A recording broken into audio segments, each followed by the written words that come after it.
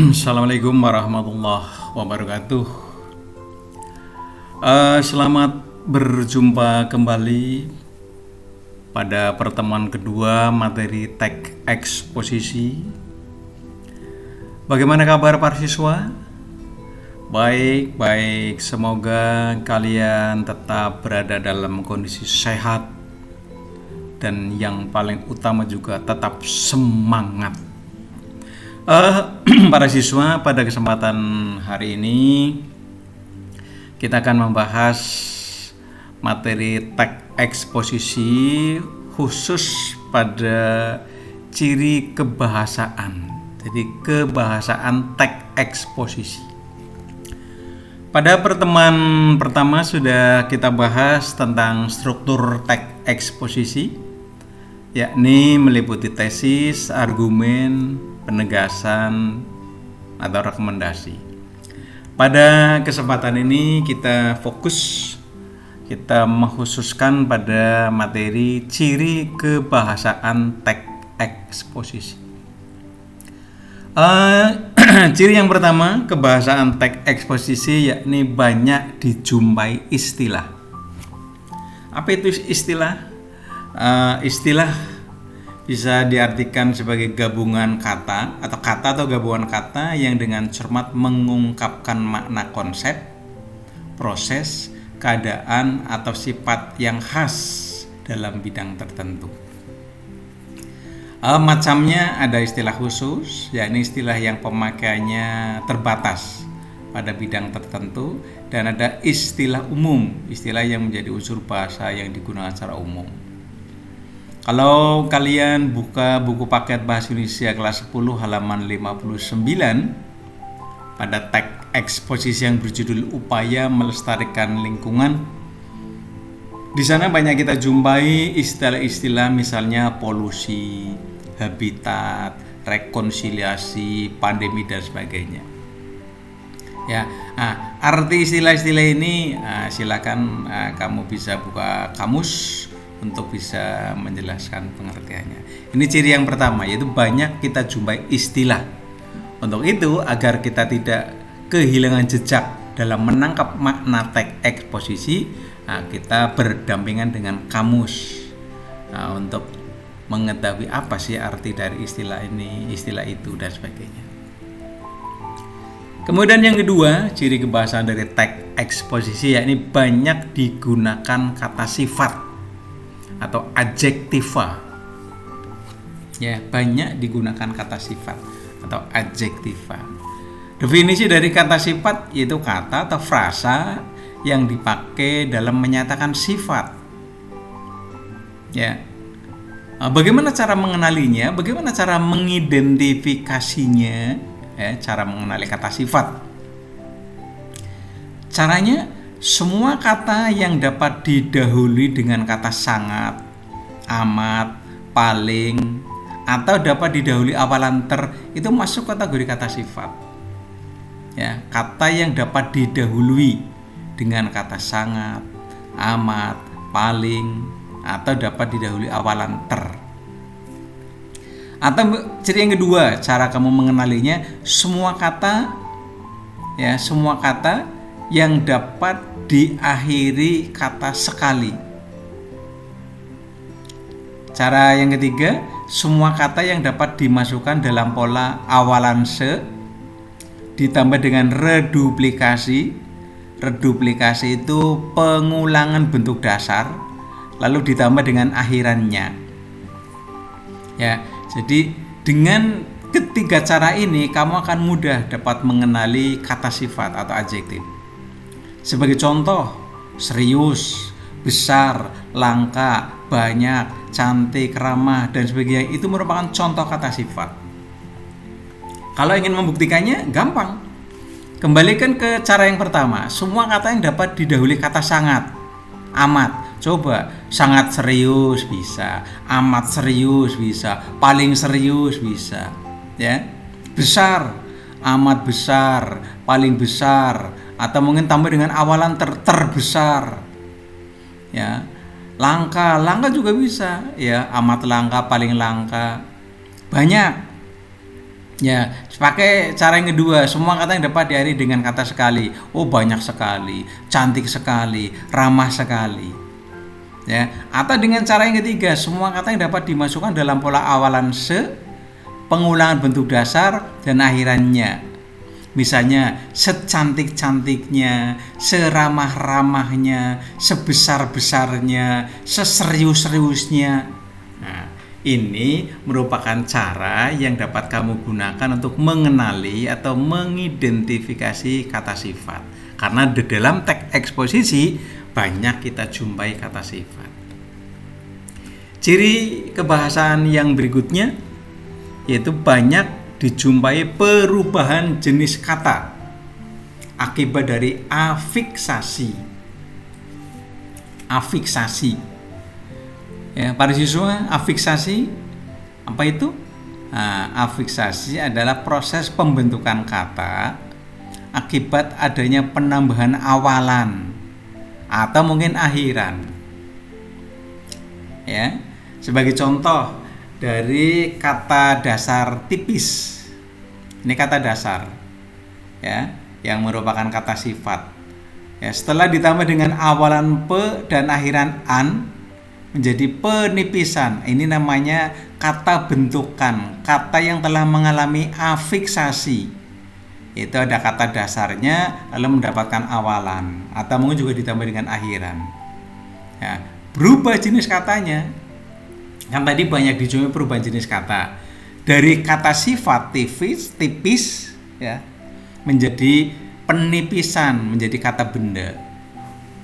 Pak, apa betul tipis itu kata sifat? Lah coba kamu kembali kepada cara mengidentifikasi tadi, ya bisa diawali kata sangat, paling. Coba kata tipis, oh sangat tipis, paling tipis, tipis sekali, setipis-tipisnya. Jadi tipis itu kata sifat.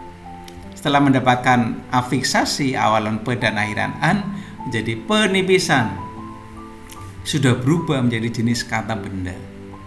Rusak, misalnya di awalan ke dan akhiran an menjadi kerusakan kata benda. Punah, awalan ke dan akhiran an kepunahan kata benda.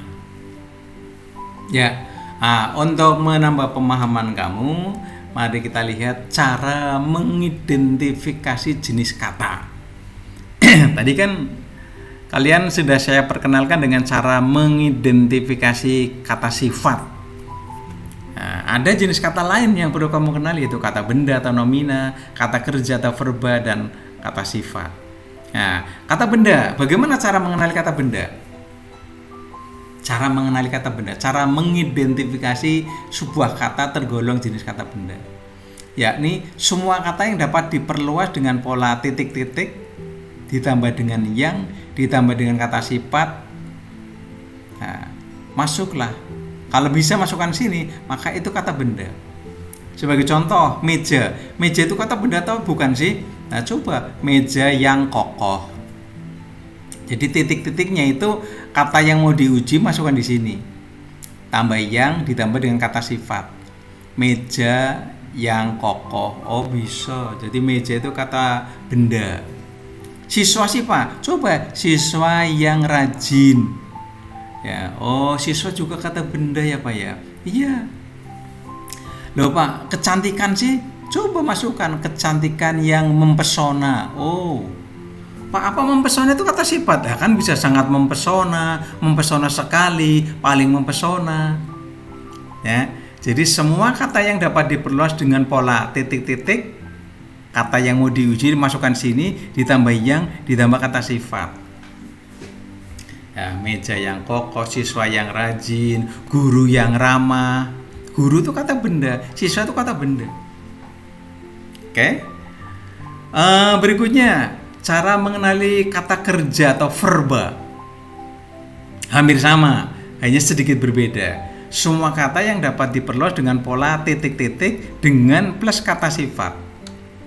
Kalau kata benda atau nomina itu yang, di sininya pakai yang. Ya, kalau yang kata kerja itu pakai dengan. Titik-titik dengan kata sifat. Misalnya berlari. Berlari itu kata kerja atau kata benda sih? Coba berlari dengan kencang. Oh, berarti berlari kata kerja. Makan dengan lahap. Makan berarti kata kerja, Pak. Tidur dengan nyenyak. Tidur juga kata kerja, Pak. Menari dengan lincah. Menari juga kata kerja. Menyanyi dengan riang. Menyanyi juga kata kerja. Ini cara-cara yang bisa kamu manfaatkan untuk mengenali jenis kata. Ya, kata benda sudah, kata kerja sudah, kata sifat tadi sudah dibahas sebelumnya. Kita lanjut para siswa. Ciri kebahasaan berikutnya dari teks eksposisi. Yakni banyak digunakan kalimat verbal. Kalimat verbal. Apa yang dimaksud dengan kalimat verbal? Kalimat yang subjeknya melakukan pekerjaan, atau kalimat yang berpredikat verba, atau kalimat yang predikatnya berupa kata kerja. Sering juga disebut sebagai kalimat aktif. Jadi kalimat verbal sama dengan kalimat aktif, subjek melakukan pekerjaan. Ya, contoh di dalam teks yang ada di buku paket ada kalimat yang berbunyi, bumi saat ini sedang menghadapi berbagai masalah lingkungan yang serius. Ini contoh kalimat verbal. Ini contoh kalimat aktif. Ya, bumi saat ini sedang menghadapi berbagai masalah lingkungan, ini salah ketik. Bumi saat ini sedang menghadapi berbagai masalah lingkungan yang serius. Ini yangnya ada 2, ini dibuang 1 ya. Ya, mana predikatnya? Nah, kita lihat dulu dari subjeknya. Subjeknya adalah bumi. Predikatnya sedang menghadapi. Ya, tadi dikatakan kalimat verbal atau kalimat aktif itu kalimat yang subjeknya melakukan pekerjaan. Subjeknya melakukan pekerjaan atau predikatnya kata kerja. Nah, subjeknya bumi. Ya, menghadapi itu predikat berupa kata kerja. Misalnya menghadapi dengan tenang. Menghadapi dengan tenang ini bukti kalau menghadapi itu sebagai kata kerja. Ya, ini intinya. Kalau frasenya sedang menghadapi. Jadi ini predikat yang berupa frase, yaitu sedang menghadapi. Inti frasenya menghadapi, berjenis kata kerja. Objeknya berbagai masalah yang serius. Ya, berbagai masalah lingkungan yang serius. Ini objek. Keterangannya saat ini. Jadi bumi sebagai subjek, saat ini keterangan sedang menghadapi predikat berbagai masalah lingkungan yang serius sebagai objek.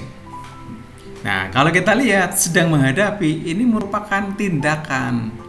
Karenanya sekali lagi contoh ini dikatakan sebagai kalimat verbal atau kalimat aktif. Pak, bagaimana caranya agar saya bisa mengetahui itu subjeknya, itu predikatnya, itu objeknya? Ya, mari kita lihat. Cara mengidentifikasi, cara mengenali unsur-unsur kalimat.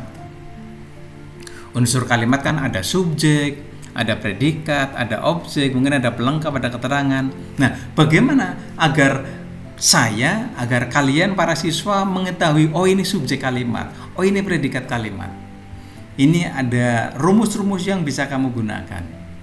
Subjek kalimat dapat digali menggunakan pertanyaan apa atau siapa yang predikat. Apa atau siapa yang predikat? Jawaban dari ini adalah subjek. Ya, apa atau siapa yang predikat? Jawabannya adalah subjek. Predikat dapat digali dengan menggunakan pertanyaan bagaimana atau mengapa subjek. Ini juga sama, jawaban dari pertanyaan ini nanti akan menjadi predikat. Ya, mari kita terapkan dulu pada contoh kalimat yang tadi sudah dimunculkan. Ya, mau kita cari subjek. Ya. Rumusnya adalah apa atau siapa yang predikat. Kan predikatnya sedang menghadapi. Maka ketika akan melacak bumi sebagai subjek, yaitu siapa yang sedang menghadapi berbagai masalah yang serius, atau siapa yang sedang menghadapi,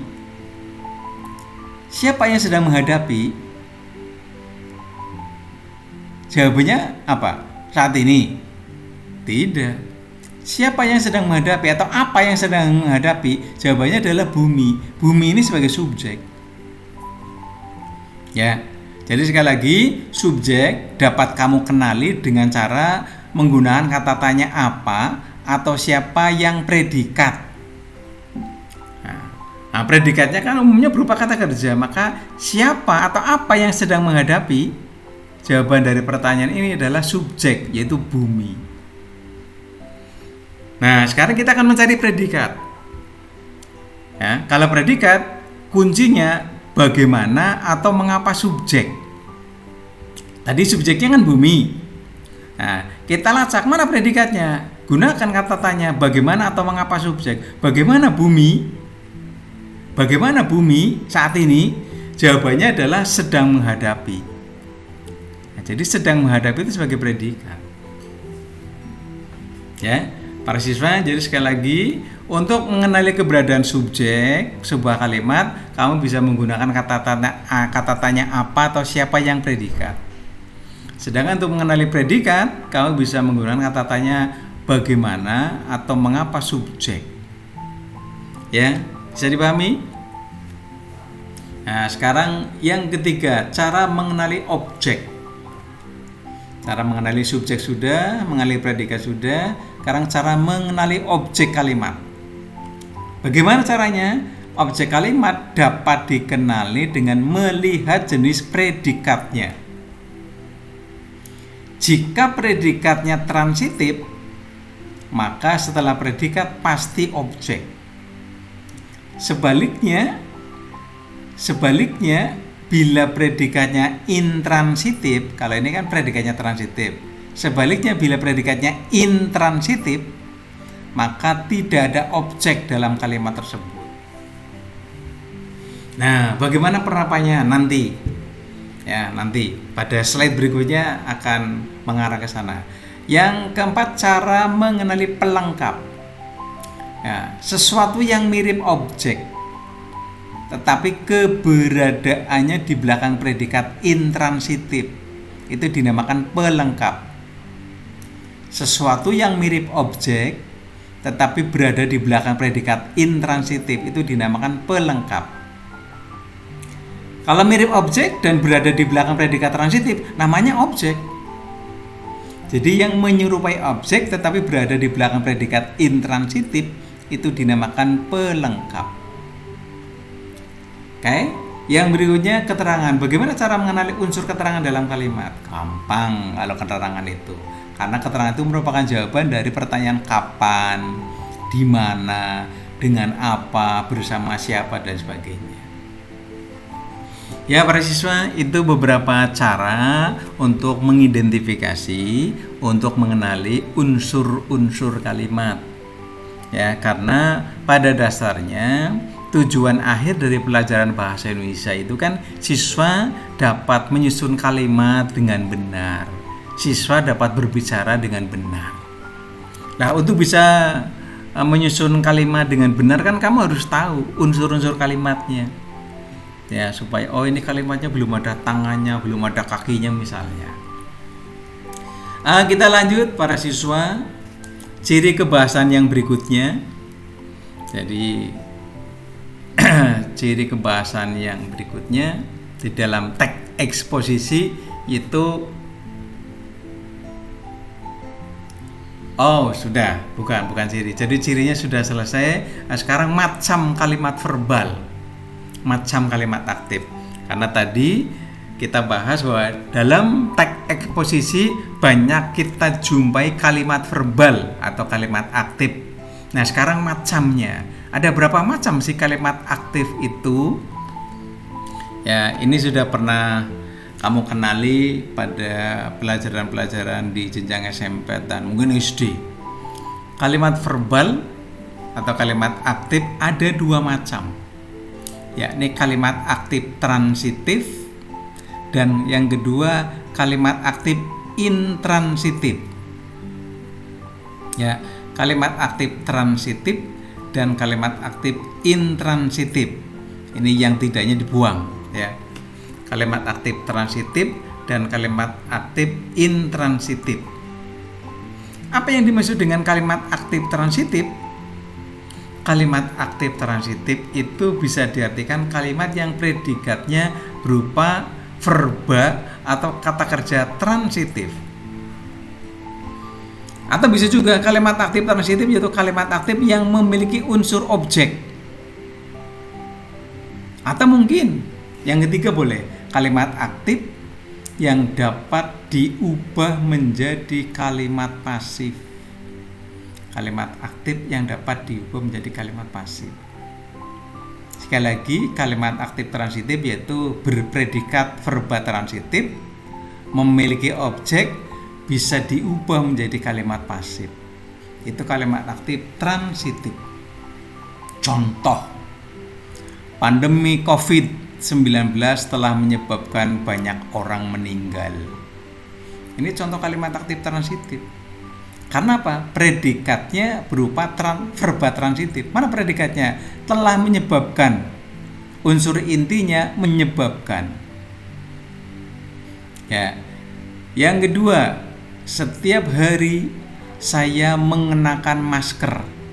Ini juga merupakan contoh kalimat aktif transitif. Karena apa? Karena predikatnya berupa verba transitif. Mana verba transitifnya? Mengenakan. Ya, apa sih ciri-ciri verba transitif? Nanti di bawah ini ada. Lalu memiliki objek, masker. Masker ini sebagai objek. Ya. Jadi sekali lagi ciri kalimat aktif transitif itu verbanya transitif, ada objeknya, bisa dipasifkan. Yang kedua, kalimat aktif intransitif. Yaitu kalimat aktif yang predikatnya berupa verba intransitif. Kalau transitif tadi verba transitif, kalau intransitif ini verba intransitif. Yaitu kalimat aktif yang tidak memiliki unsur objek. Kalau kalimat aktif transitif itu memiliki unsur objek, kalau kalimat aktif intransitif tidak memiliki unsur objek. Atau karena tidak memiliki unsur objek, maka kalimat aktif ini tidak dapat diubah menjadi kalimat pasif. Tidak dapat diubah menjadi kalimat pasif. Ya. Contohnya, para siswa belajar di rumah selama pandemi COVID-19. Ya, ini itu predikatnya intransitif, belajar. Tidak ada objeknya, karenanya tidak bisa diubah menjadi kalimat pasif. Oke? Jadi sekali lagi para siswa, macam kalimat aktif yaitu ada kalimat aktif transitif dan ada kalimat aktif intransitif. Berikutnya, Pak, tadi kan disebut-sebut predikatnya aktif transitif, predikatnya aktif intransitif. Bagaimana cara mengenalinya agar saya tahu itu predikat yang berupa kata kerja transitif? Nah, ini ciri-ciri predikat kata kerja aktif transitif. Cirinya hanya satu. Memiliki awalan me, dan awalan me ini dapat dipertukarkan dengan awalan di. Contoh, ini kan membaca. Kata dasarnya kan baca, mendapatkan awalan me. Artinya di sini ada awalan me. Menulis, kata dasarnya tulis, ada awalan me. Menghadapi, kata dasarnya hadapi, ada awalan me. Ya, ini menari, kata dasarnya tari, ada awalan me. Nah, awalan me ini jika bisa dipertukarkan dengan awalan di, maka membaca ini termasuk jenis predikat transitif. Misalnya ada kata membaca, ada kata dibaca, betul? Bisa. Jadi ada membaca, ada dibaca. Jadi membaca ini jenis predikat transitif. Kenapa? Karena di situ ada awalan me dan awalan me-nya dapat dipertukarkan dengan awalan di. Membaca, dibaca. Begitu juga menulis. Ada awalan me, ya, dan bisa diganti dengan awalan di. ada menulis, ada ditulis. Menghadapi, ada awalan me dapat diganti dengan awalan dihadapi. Nah, bagaimana dengan menari? Nah, menari, siswa sedang menari, apa siswa sedang ditari? Tidak bisa. Jadi ketika ada kata yang berawalan me tetapi awalan me-nya tidak bisa dipertukarkan dengan awalan di, maka tidak masuk ke dalam jenis kata kerja aktif transitif.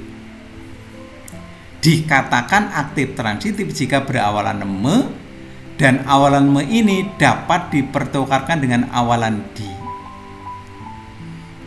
Ya para siswa, jadi kalau tadi di sini ada setiap hari saya mengenakan masker, ini kata kerja transitif ini. Buktinya apa? Ada awalan me mengenakan. Ya, dan bisa diganti dengan awalan dikenakan. Maka ini sebagai objek. Ya, karena ini predikatnya transitif. Ya, begitu juga menyebabkan, disebabkan, ini transitif. Berarti ini objek. Ya. Begitu para siswa, ciri-ciri predikat yang berupa kata kerja transitif yaitu memiliki awalan me dan awalan me ini dapat dipertukarkan dengan awalan di. Berikutnya, bagaimana dengan ciri-ciri kata kerja aktif intransitif? Nah, kalau tadi transitif, sekarang intransitif lawannya. Ciri yang pertama, memiliki awalan me. Pak, tadi yang memiliki awalan me kan transitif. Iya, tapi kan ada lanjutannya. Ya, memiliki awalan me, berawalan me, tetapi tidak dapat dipertukarkan dengan awalan di. Jadi awalan me yang melekatnya itu tidak bisa diganti dengan awalan di. Ya, itu jenis intransitif. Contohnya menari. Adik menari dengan lincah. Ini kan ada awalan me. Tetapi kan awalan me ini tidak bisa diganti dengan di. Adik ditari dengan lincah, ditari adik, tidak bisa. Ya, jadi menari itu meskipun berawalan me, tetapi karena awalan me-nya tidak dapat dipertukarkan dengan awalan di, maka ini jenis intransitif. Ya, begitu juga merokok. Warga yang bijak tidak merokok di tempat umum. Kata merokok. Merokok ini kata kerja intransitif. Apa cirinya? Ada awalan me, tetapi awalan me ini tidak dapat dipertukarkan dengan awalan di. Adakah kata dirokok? Di tempat umum warga dirokok? Tidak bisa. Karena memang awalan me-nya tidak bisa dipertukarkan dengan awalan di.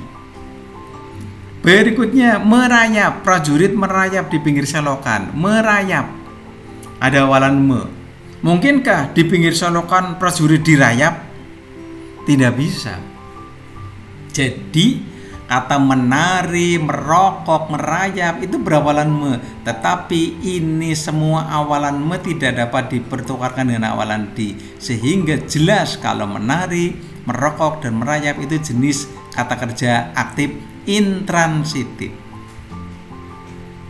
Ya, karena kata kerjanya aktif intran, maka tidak ada objeknya. Karena tidak ada objeknya, maka tidak bisa dipasifkan, tidak bisa diubah menjadi kalimat pasif. Itu ciri yang pertama ya. Jadi ciri kata kerja aktif transitif yang pertama, memiliki awalan me tetapi awalan me-nya tidak dapat dipertukarkan dengan awalan di. Ciri yang kedua, memiliki awalan ber. Semua kata kerja yang berawalan ber itu termasuk jenis kata kerja aktif intransitif. Semua kata kerja yang berawalan ber. Contohnya berlari, berkemah, berdiskusi, berkomunikasi, bercakap-cakap, bermacam-macam. Itu jenis aktif intransitif. Ciri yang ketiga, kata kerja aktif intransitif berupa kata kerja dasar.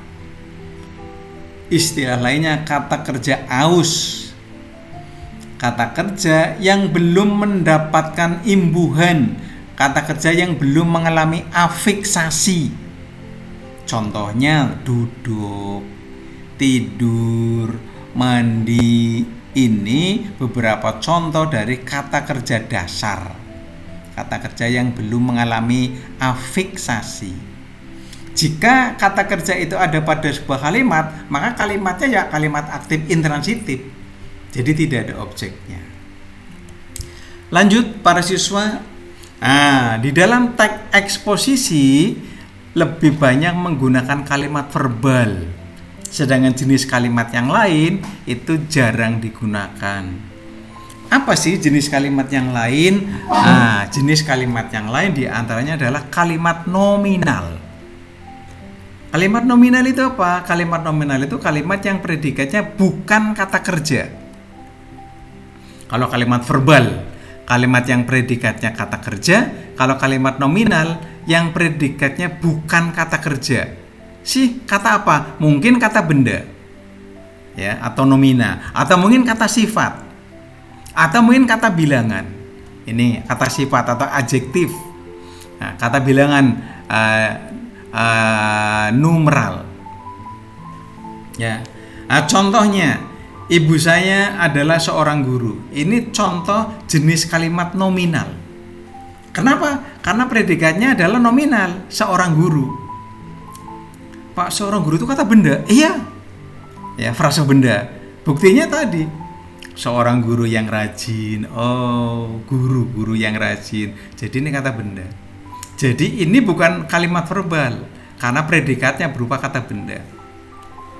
Contoh lain, rumah itu besar sekali. Ini juga bukan kalimat verbal, melainkan kalimat nominal. Mengapa? Karena predikatnya bukan kata kerja.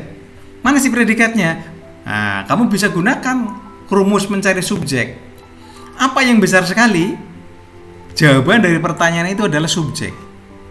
Apa yang besar sekali? Jawabannya pasti rumah itu. Jadi rumah itu sebagai subjek. Nah, kita mau cari predikatnya. Bagaimana subjek? Bagaimana rumah itu? Bagaimana rumah itu? Jawaban dari pertanyaan ini adalah predikat. Jawabannya apa? Besar sekali. Jadi predikatnya besar sekali, merupakan frase. Unsur intinya itu besar. Besar ini kata sifat. Kalau besar sekali jadi frase sifat atau frase adjektif. Pak, apa besar kata sifat? Ya boleh diuji. Di sini sudah ada alat pengujinya. Besar, besar sekali, amat besar, paling besar, terbesar. Jadi sekali lagi, rumah itu besar sekali merupakan contoh kalimat nominal, yaitu kalimat yang predikatnya bukan kata kerja melainkan kata sifat, adjektif. Contoh yang lain, anaknya hanya 2 orang.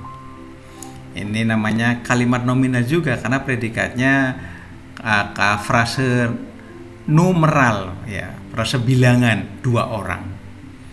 Ya, para siswa, itu contoh jenis kalimatnya lain, yaitu di samping kalimat verbal itu ada kalimat nominal. Di dalam teks eksposisi yang banyak kita jumpai adalah kalimat verbal, sedangkan kalimat nominal jarang kita jumpai. Berikutnya, apa perbedaan kalimat aktif transitif dengan kalimat aktif intransitif? Jawaban dari pertanyaan ini ada di slide 9. Mari kita balik ke belakang. Perbedaan kalimat aktif transitif dengan kalimat aktif intransitif. Ya, jawabannya ada pada slide 9. Kita lari ke slide 9. Nah, ini.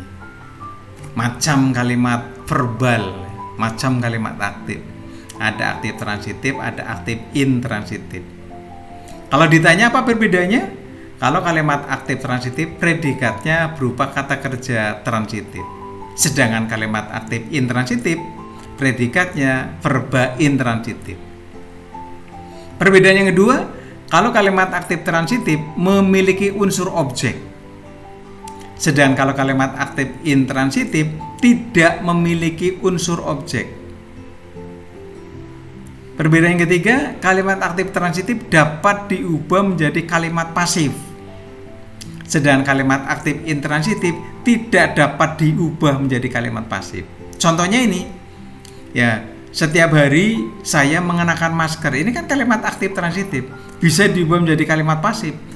Setiap hari masker saya gunakan atau masker digunakan oleh saya.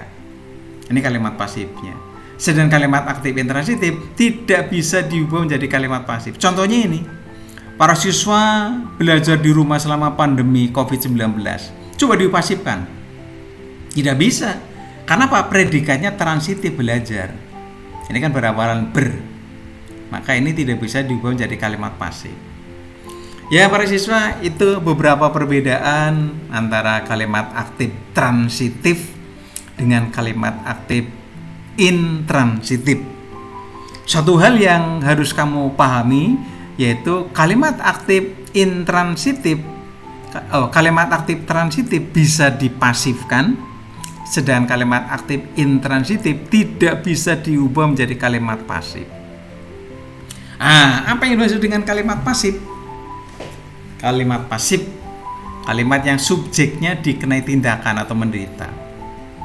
Predikatnya berkemungkinan berawalan berawalan di, berawalan ter, atau predikatnya berkemungkinan diapit oleh konflik ke-an, atau predikatnya berupa kata kerja diawali pelaku, atau predikatnya berupa kata kerja diawali proklitik. Masing-masing contohnya. Nah, diambilnya buku itu pelan-pelan. Nah, apa yang diambilnya? Jawaban dari pertanyaan itu adalah subjek, yaitu buku itu. Bagaimana buku itu? Diambilnya itu predikat. Jadi ini buku sebagai subjek dikenai tindakan. Ya, kalimat pasif. Di samping ciri kedua juga masuk, predikatnya berawalan di, diambilnya. Ya, oke? Atau kita kembalikan ke susunan awal, buku itu diambilnya pelan-pelan. Pelan-pelan keterangan. Ya, pelan-pelan buku itu diambilnya, bodoh wae, sama saja. Ya, ia mengambil buku itu pelan-pelan. Ya, ini kalimat pasif. Para siswa, sebagai latihan untuk menguatkan pemahaman kalian, saya berikan 5 soal. Mari kita diskusikan bersama-sama. Tentukan mana yang merupakan kalimat aktif transitif dan mana yang aktif intransitif. Ya, kita lihat yang pertama. Saat ini siswa 10 SOS 1 sedang belajar materi teks eksposisi. Coba kamu cermati, termasuk aktif transitifkah atau aktif intransitifkah? Ya, saat ini siswa 10 SOS 1 sedang belajar materi teks eksposisi. Transitif apa intransitif?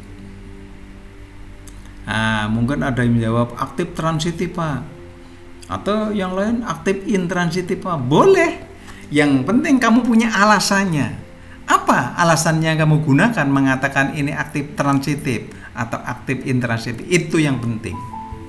Kalau alasannya bisa diterima berarti betul. Ya, mana yang betul? Yang termasuk kalimat aktif transitif apa intransitif? Yang betul. Mari kita lacak dulu subjeknya. Siapa yang sedang belajar? Jawabannya adalah siswa 10 SOS 1. Jadi siswa 10 SOS 1 itu subjek. Bagaimana subjek? Bagaimana siswa 10 SOS 1 sedang belajar? Sedang belajar itu predikat. Nah, sedang belajar itu berupa frase. Unsur intinya adalah belajar, berawalan ber. Tadi di paparan awal sudah saya sampaikan, kata kerja yang berawalan ber itu termasuk jenis transitif atau intransitif. Nah, seluruh kata kerja berawalan ber itu jenis intransitif. Maka kalimat 1 ini termasuk contoh kalimat aktif intransitif. Saat ini siswa 10 SOS 1 sedang belajar materi teks eksposisi. Kalimat aktif intransitif. Kalau ditanya alasannya apa? Alasannya karena predikatnya berupa kata kerja aktif intransitif, yaitu sedang belajar. Unsur intinya belajar, berawalan ber. Ya, bisa dipahami? Nah, materi teks eksposisi ini bukan objek para siswa, tapi pelengkap. Tadi di awal sudah saya sampaikan, sesuatu yang mirip objek tetapi berada di belakang predikat aktif intransitif, di belakang predikat intransitif, maka dinamakan pelengkap. Jadi materi teks eksposisi ini pelengkap. Ya, saat ini sebagai keterangan, kan jawaban dari kapan saat ini. Jadi unsur-unsurnya saat ini sebagai keterangan, siswa 10 1 sebagai subjek, sedang belajar sebagai predikat, materi teks eksposisi sebagai pelengkap. Oke. Yang kedua, sebagian besar siswa mengikuti kegiatan belajar secara daring. Oke, mari kita lacak unsur-unsurnya. Siapa yang mengikuti kegiatan belajar secara daring? Siapa yang mengikuti kegiatan belajar secara daring? Jawabannya adalah siswa atau sebagian besar siswa. Jadi subjeknya sebagian besar siswa. Nah, bagaimana sebagian besar siswa? Mengikuti. Nah, predikatnya mengikuti. Para siswa, mari kita lihat. Mengikuti sebagai predikat itu adakah awalan me? Ada. Mungkinkah awalan me ini dipertukarkan dengan awalan di? Misalnya diikuti, adakah kata diikuti? Ada. Jadi mengikuti ini merupakan predikat transitif karena ada awalan me dan awalan me-nya memungkinkan dipertukarkan dengan awalan di. Oleh karena itu, contoh kalimat nomor 2 ini dinamakan kalimat aktif transitif karena predikatnya kata kerja transitif berawalan me. Nah, karena ini predikat transitif, maka kegiatan belajar ini sebagai objek. Materi teks eksposisi ini pelengkap karena di belakang predikat intransitif. Kegiatan belajar karena di belakang predikat transitif, maka ini objek. Secara daring, ini unsur keterangan cara. Ya, jadi sekali lagi subjeknya sebagian besar siswa sebagai subjek mengikuti predikat, kegiatan belajar objek, secara daring keterangan cara. Oke ya, jadi kalimat 1 itu kalimat aktif intransitif, kalimat kedua kalimat aktif transitif karena alasan-alasan yang tadi sudah saya paparkan. Sekarang yang ketiga, siswa lain bermain HP. Nah, siapa yang bermain HP? Siswa lain. Jadi siswa lain sebagai subjek. Bagaimana siswa lain? Bermain HP atau bermain. Nah, predikatnya bermain. Nah, ada keawalan ber? Ada, Pak. Oh, jadi ini intransitif karena predikatnya berawalan ber. Oleh karena itu, HP itu bukan objek tapi pelengkap. Ya. Jadi kalimat aktif intranya 1 dan 2. Kalimat kedua itu kalimat aktif transitif. Bagaimana dengan kalimat yang keempat? Mereka asyik memainkan game kesukaannya. Nah, kita lacak subjek predikatnya. Siapa yang memainkan? Mereka. Bagaimana mereka? Asyik memainkan. Unsur intinya memainkan.